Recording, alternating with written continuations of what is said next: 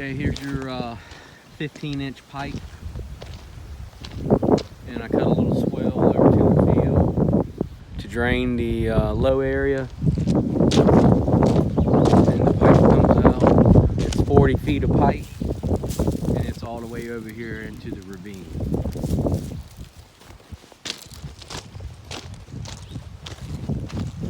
This is the beginning of the driveway right here at the fence post. The driveway is pitched to the left. You've probably got a 16-inch deep ditch starting right here. Driveway's graded to the left. You have quite a bit of crushed concrete on the driveway.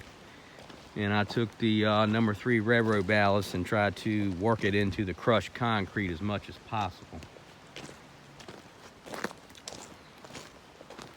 And then you have some riprap to route your ditch.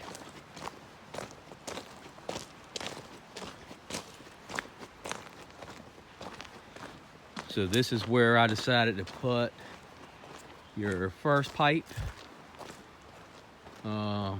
I left that little probably 10-foot section out where the tree roots were really bad from the big tree, so I wouldn't kill it.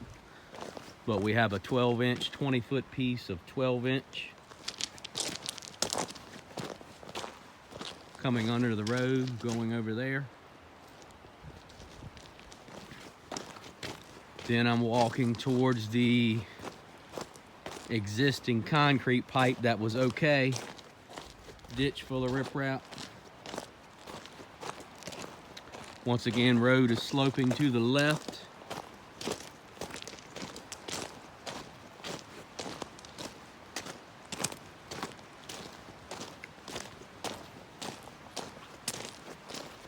There is the existing 12-inch pipe down there. Little water stopper right here. Of course, you've seen this before. And then we start again. Road is still flowing to the left.